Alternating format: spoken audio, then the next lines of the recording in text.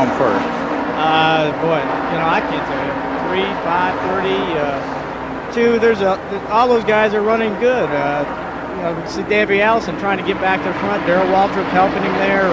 Mark Martin's coming back up through. Any of those guys really do have a chance of winning if they can just get in the right position. That's all they're trying to do right now, just get in that right position for the last couple laps. If you were in there, who were you worried about the most?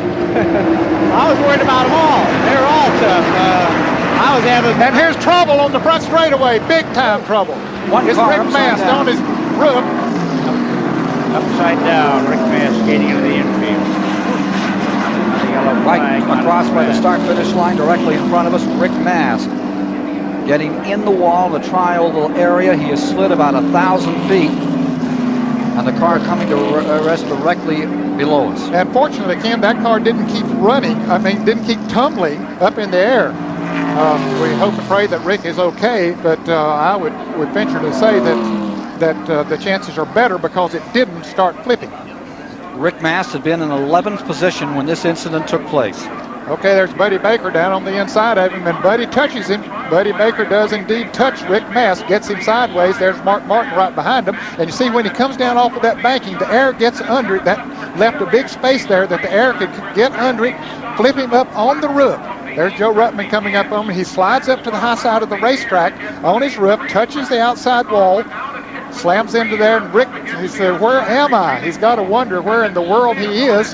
And then he just slides all the way down the track for several hundred yards. And the safety crew is there with him now as we see his car continue to slide down off of the racetrack. Fortunately, everybody else got by, did not hit him.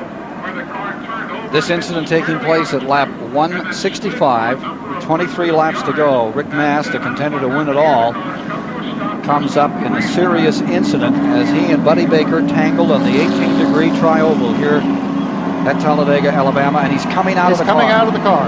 It sure is. All right, boy, that is always good news.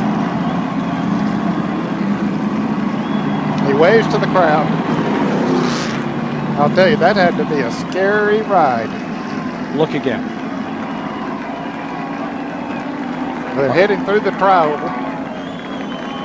And Buddy Baker, the red car, tries to move by on the inside, and he touches Rick just enough to get him sideways. And then when the front wheels got down on the flat part, the rear wheels were up on the banking. That's 18 degrees of banking through there. That opened up a lot of air under that car, and it just picked it up, sent it on its roof.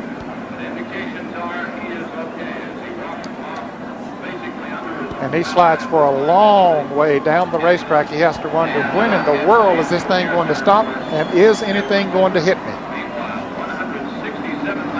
A little bit woozy. Car still on its roof. The safety workers there, they were there immediately as soon as the car stopped sliding on the roof, and here he comes. Rick's a pretty good sized fella, doesn't have a lot of room to crawl out from under there, but I'll tell you, a great sight to see him crawling out from under there. He's climbed out from beneath a lot of them on a lot of tracks, but never, I believe, at that speed. No, sir. I'll tell you, that's had to be some kind of a sensation. You've been there. Well, fortunately, I never got a Winston Cup car on his roof while I was driving. I was very fortunate in that respect. A lot of sportsman-type cars, yes. Chris? Well, this has got to be a big disappointment to the NASCAR officials. They've done a lot of work aerodynamically on these cars. They extended the roof rail over the rear glass, and they put side spoilers on the trunk, and on the left side of the car, they put the panel that's now on the lower right, feeling that this would keep the car on the ground in that kind of a situation, to try and keep the air out from under the car. And it obviously did. You could see the car was playing airplane there as it got upside down. Now, what NASCAR will do now with its aerodynamic changes, who knows? Chris, I don't think you could have done much. I mean, part of the car was on the apron, part was on the 18-degree bank. There's no way. Let's watch it again. You're right. This is a particular set of circumstances here. We see them coming out through the tri-oval here, and then Buddy Baker runs up there and taps Rick Mast right there, gets him sideways, and then we're going to see when he gets down and his front wheels get down on the flat part of the track, there's like a foot of air space there. Right in that area there. See the spoiler, the front spoiler is down on the racetrack. That would have a lifting effect itself, and then all of that airspace under there just let it pick it up.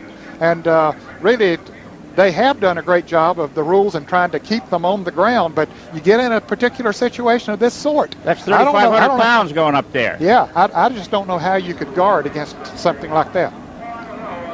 Well, it's a problem that has to be solved. You know, the remarkable thing, the blessing here is that it didn't start to tumble, and sometimes you don't mind seeing them tumble rather than a direct head-on stop. Absolutely. But in this case, I think it bent those front roll bars down enough. You can see how that windshield got thrust back, and that's what created this long slide. Remember, they had one of these in an IROC race at Daytona, and it slid forever. Driver came out unscathed. Here's Mike.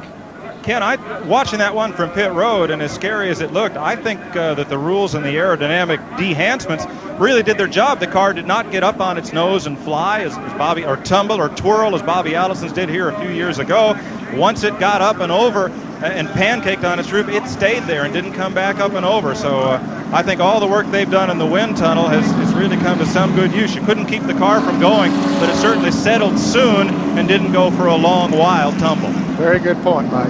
Very good point. As they begin to pull it away, you can see the front part of the roof has been worn out really as it slid down the pavement and caved in a little bit there. But thank goodness Rick Mast crawled out of the car. They have taken him to the infield care center just to check him over. Glad to see him okay. A frustrating day for people like Bob Johnson and Claude Queen, Richard Jackson, who worked so hard to bring that car up into the lead pack early in the day.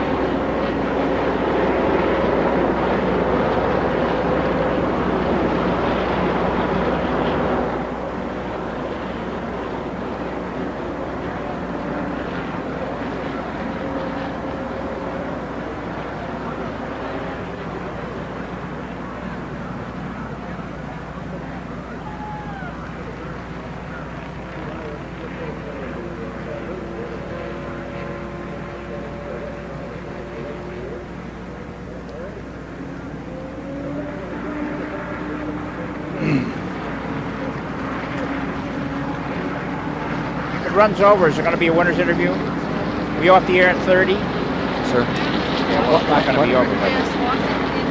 Right. I'm fine. I just need a new pair of underwear. A clean pair or a new pair? Probably Whatever. both. Ned, you do that story. Oh, yeah, Ned.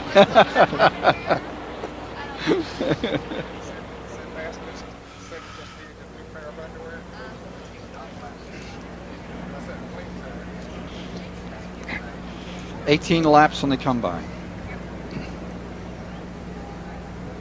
I normally wouldn't speculate on the driver's condition, but I was so confident Yeah, he was not hurt on that. And I did clarify by saying that his chances were much better by not having tumble. Morgan's gone down a lap. No, he has not. No, he has not. He is well, not. He's at the tail end of the lead lap, isn't he? He's being shown as a lap down. That's wrong. Putting it back in 10th place. Oh, they are? Ask everybody. Oh. There was a discrepancy of whether